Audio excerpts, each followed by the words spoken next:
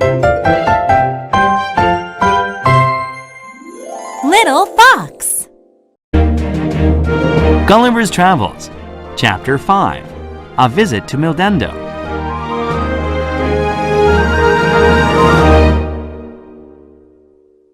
On my first day of freedom, I went into the capital city, Mildendo. I stepped over the city walls and walked through the streets. Most of the houses in Mildendo had 3 to 5 stories. They were painted in many bright colors, and some had unusual patterns painted on them. People watched me curiously from every window. The city was a square, with 2 main streets that crossed in the middle of the city. These 2 streets divided Mildendo into quarters. The main streets were just wide enough for me to walk down. I could not go into the smaller streets, though, because my feet were too big, and those streets were too narrow. Because the Lilliputians are so small, I had to walk very carefully so as not to step on anyone. "Hello," I said to people as I passed them. Some people waved.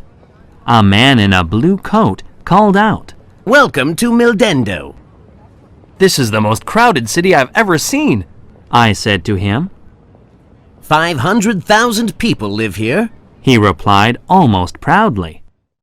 The king's palace was in the center of the city, surrounded by a high, thick wall. I climbed over the wall and lay down on the ground. From there, I could see into the palace rooms. Everything in the palace was beautiful, just as the king had said. In one room, I saw the queen talking with some ladies. When she saw me, she came to the window. "Enormous one," she said. "Welcome to our fair city. You may kiss my hand." Her hand was smaller than the nail of my little finger. "I am honored to see you, Your Majesty," I replied. "Your palace is magnificent. In all my travels, I have never seen a better palace." I kissed her tiny hand very carefully. The queen and I talked for a little while.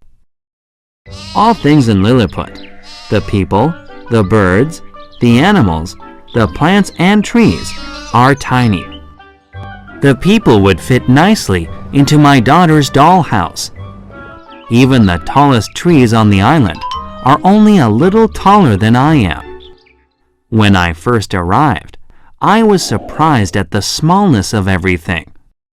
After a few weeks, though, I got used to it. Day by day, I learned more about the customs of Lilliput. In Lilliput, as in England, a person who does something bad is punished. The king of Lilliput, however, also rewards good people. If they obey all laws for 6 years, he gives them money. "What an interesting idea," I said to myself. "The King of England does not reward people for good behavior. His people might behave better if he did." One day, a visitor came to see me. My name is Reldresal, He said. I am the king's chief assistant. I help him make decisions and take care of his important business. "I am very happy to meet you, sir," I said to Reldresal. "Please thank His Majesty for giving me my freedom. Now I can explore your lovely island." The king sets you free, explained my new friend. because he needs your help. Lilliput is in danger. "What kind of danger?" I asked. That is a long story. Reldresal replied. Let me tell you a little of the history of Lilliput.